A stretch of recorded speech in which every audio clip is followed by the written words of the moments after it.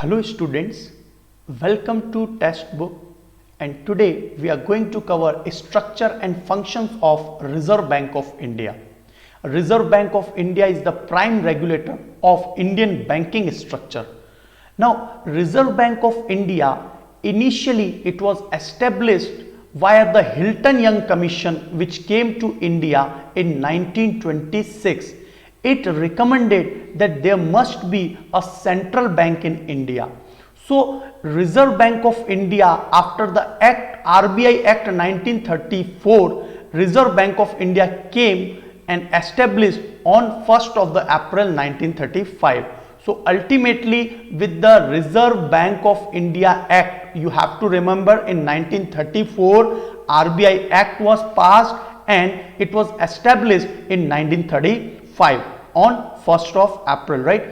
And at that time the headquarter was in Calcutta. Nowadays it is known as Kolkata. So initially in 1935 the headquarter was in Calcutta, and later in 1937 the headquarter of RBI was shifted to Mumbai. So presently the headquarter is in Mumbai and it consists 22 regional offices. These 22 regional offices are mostly in the state capitals.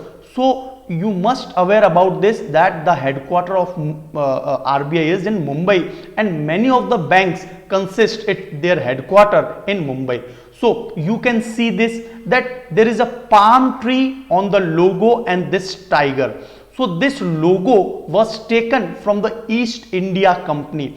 So in East India Company there was no tiger there was lion and palm tree. So we have copied the Reserve Bank of India's logo from East India Company. So next we can see that Hilton Young Commission has recommended the setup of RBI, and initially it was a shareholder banks. That means many of the person can purchase shares, and with this paid up capital of 5 crore it was established.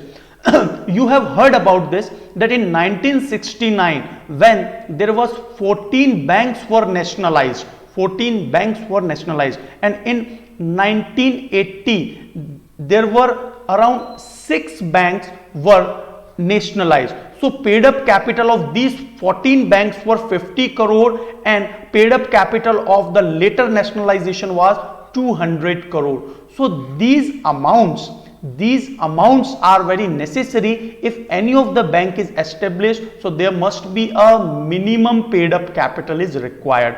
So initially the headquarter was in Kolkata, later it was shifted to Mumbai, and initially it was privately owned. But in 1949, when India got freedom in 1947, RBI was nationalized in 1949. This you have to remember, right? So it was nationalized in 1949 and owned fully by the government of India, and presently it is known as the Central Bank of India. It is the Central Bank of India. Also it is exchanging all the foreign affairs, and this is the Bank of Indian government as well.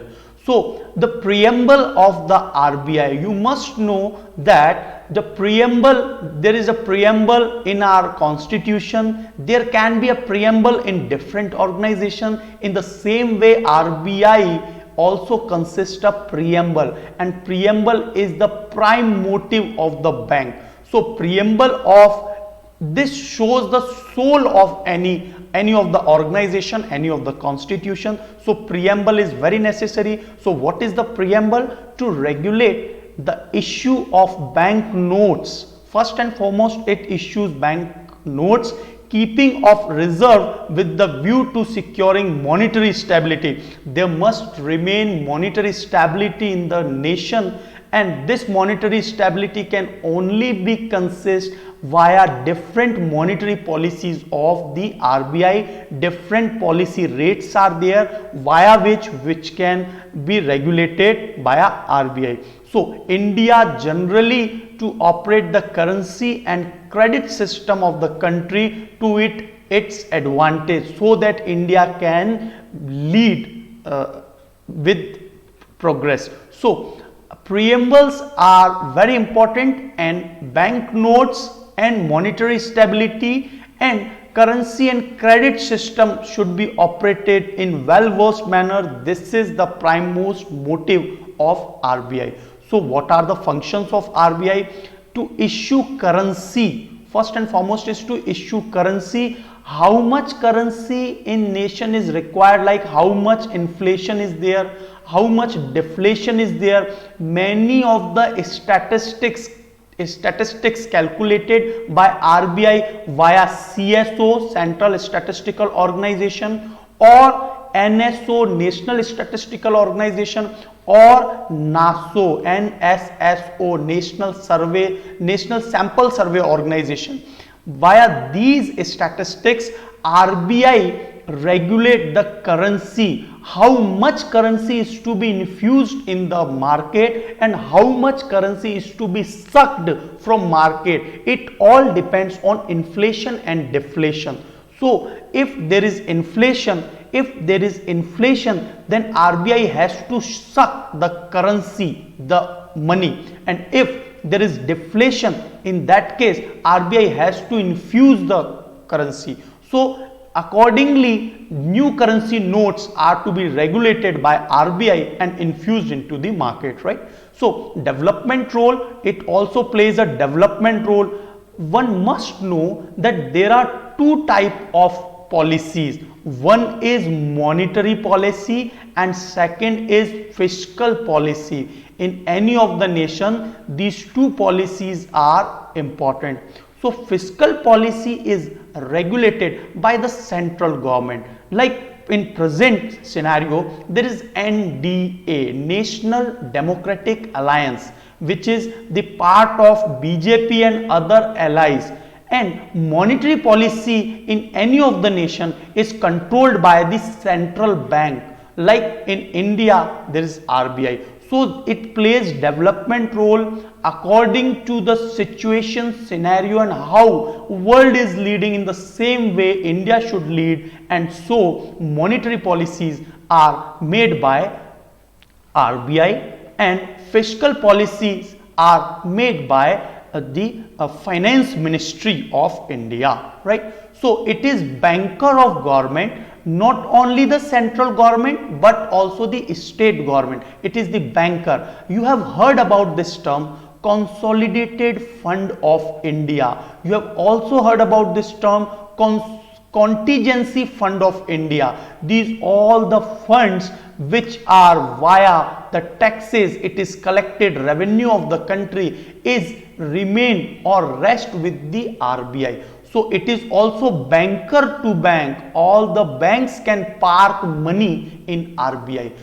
And many of the role of RBI to control inflation, deflation via selling out the open market operations and policies rate like repo rate, reverse repo rate. Some of the policy rates are NDTL. So NDTL policy rates are what? CRR, cash reserve ratio, and SLR. So net demand and time liability. NDTL are the policy rate which consists CRR, cash reserve ratio, which is 3.5% in present scenario, and SLR is 18.5%.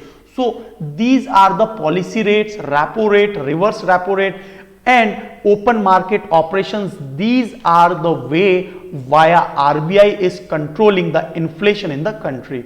So it also formulates the monetary policy. I have already explored this term. Monetary policy is controlled by the any central bank of any country, right? So it is also manager of foreign reserve. You have heard about this, that India has crossed $500 billion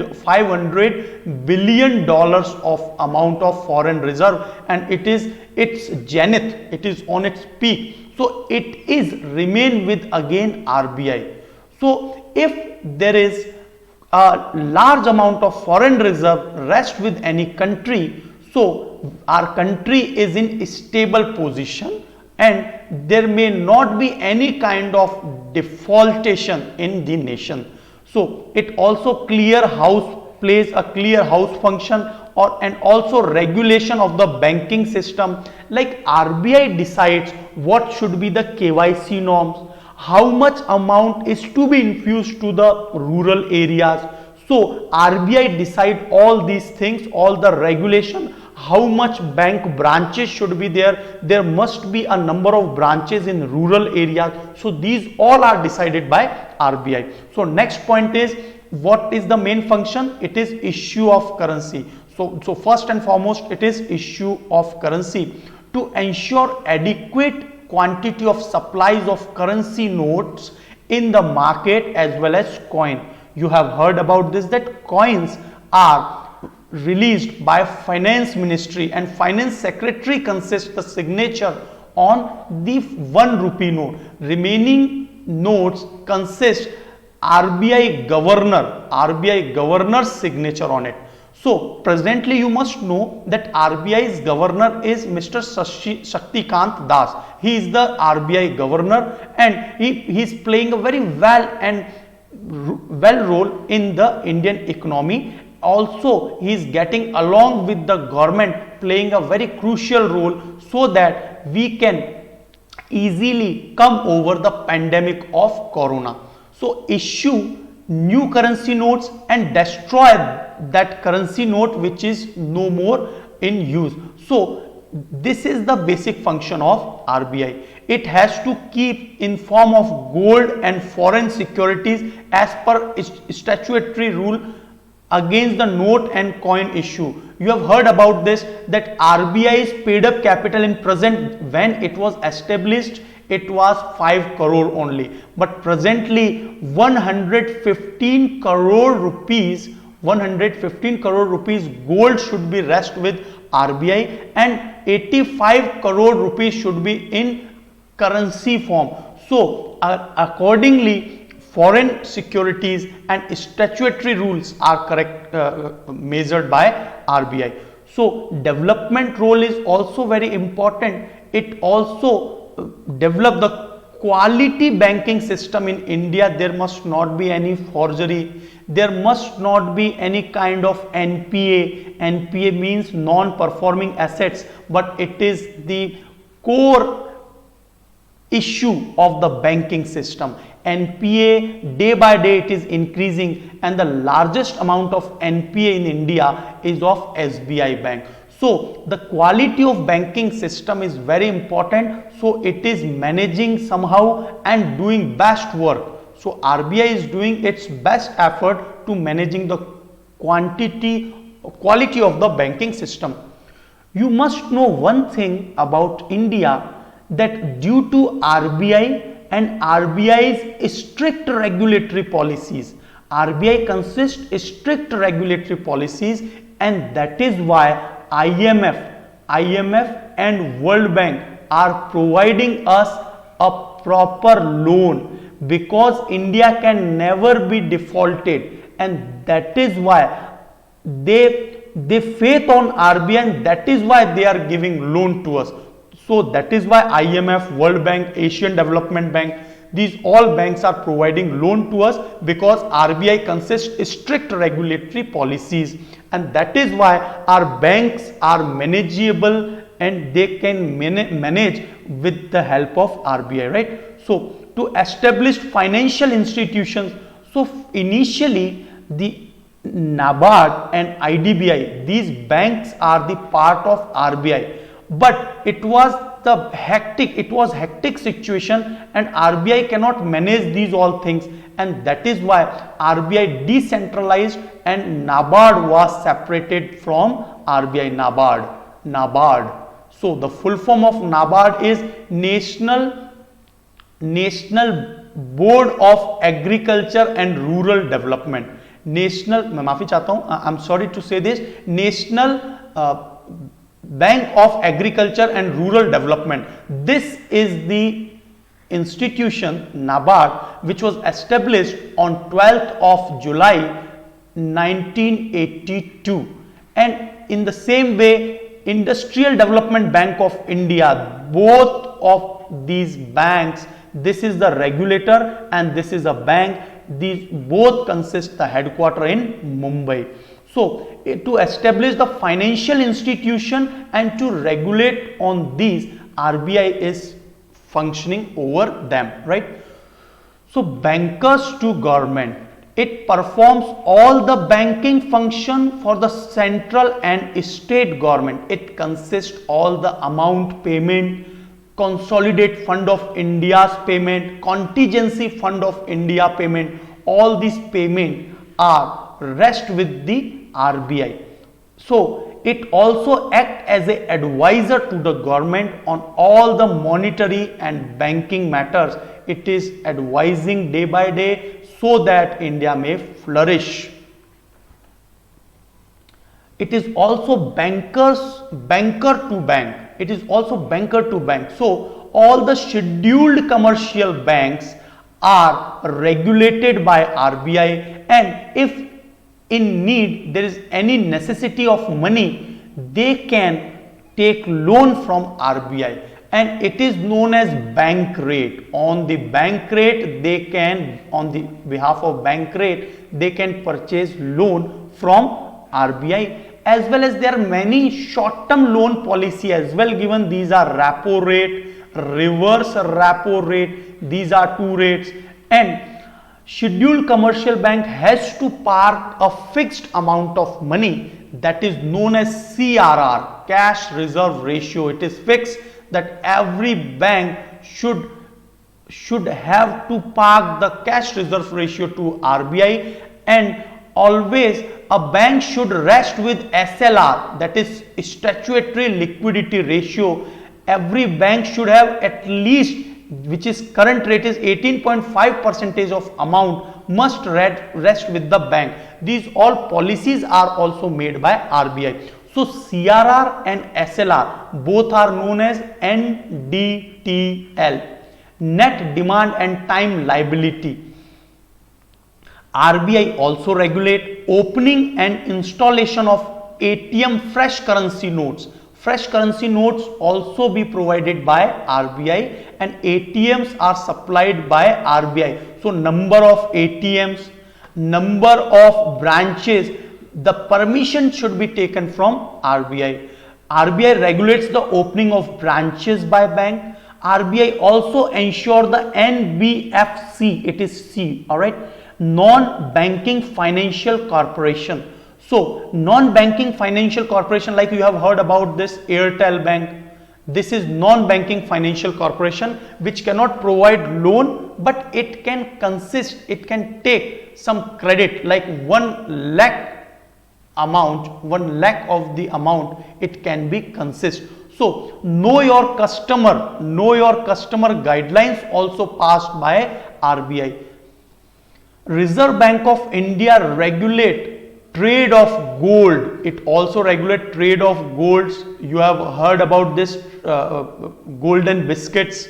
Currently 17 Indian banks involved in the trade of gold.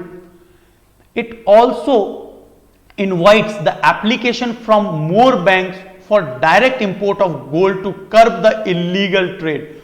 So it also invites more banks to direct import of gold. There is a mediator, that is RBI, which is playing a crucial role so that there may not be any kind of illegal trade. Collection and publication of data with the help of CSO, Central Statistical Organization, National Statistical Organization, as well as NASO, National Sample Survey Organization. Via these organizations, with the help of data, accordingly RBI publishes its monetary policy rates, that are CRR, SLR, repo rate, reverse repo rate, bank rate, marginal standing facility MSF, and LAF. These all policy rates are passed by RBI. It issues guidelines and directives to the commercial bank. On these guidelines, these commercial banks were doing along with the direction of the RBI. So role of RBI in inflation control, it is very important. one must know that repo rate and reverse repo rate is playing a crucial role to control the inflation. If repo rate is a rate on which rate the commercial bank parked its amount to the RBI. That means RBI takes the amount from commercial banks. This is what repo rate. If in any case a repo rate is increased, this is because of inflation. One thing you must know that whenever a bank is giving loan to person, it is not secure, because many times it consists NPA, non-performing assets. What is non-performing assets? It is if anyone has taken loan from any bank and up to 90 days it cannot pay it back, so it become NPA, this amount become NPA. So preferably a commercial bank wants to park its amount in RBI rather than giving loan to public. If repo rate is increasing, then any bank prefer to park its amount to RBI. So if in case there is inflation, there is more and more inflation, the repo rate will be increased more and more, so that there may the amount which is provided by the commercial bank to the public. So if all the amount which it is providing to the public, it is giving back to RBI, so market do not have any kind of amount, so there is lack of amount. If there is lack of amount, then people cannot have the purchasing power. If they do not have purchasing power, that means they have the amount which cannot they purchase more and more things. That is why demand will be less and automatically inflation will be under control. In the same way, if there is deflation, if price and rates are decreasing, then in that case RBI decrease the reverse repo and repo rate, and that is why if repo rate and reverse repo rate will be decreased, then commercial bank will not interested to park the amount in RBI, they will be interested to give the amount to public. If they are giving amount to public, that means public have the amount and they can purchase more and more. So via this repo rate and reverse repo rate, RBI is controlling the inflation of country. So it is very important, and according to the current policies, inflation rate must be remain to 2% to 6%, 2% to 6%, and that is the government has given the amount, that is 4% plus minus 2%. That means the range is from 2% to 6%. If there is inflation, it is under control. If it is increasing 10% or 20%, it is galloping inflation rate. So with the help of monetary policy, RBI controls inflation, and via fiscal policy government also can control the policy rates. So it can decrease or increase direct taxes, indirect taxes, and via this process government can also control the inflation. So this is whole the scenario how RBI is managing and how the Indian government is managing all the situation. Formulate monetary policy. First and foremost, the monetary policy's work is to make the Indian economy stable and ensuring the adequate flow of credit. This is the very important point. And formulates, implements and monitors the monetary policy. It also monitor the monetary policy, and along with it the RBI have two kind of instruments. These are quantitative and qualitative, and these quantitative and qualitative, via these instrument, different type of policy rates are controlled. So on this note, I am completing my lecture. Thank you very much.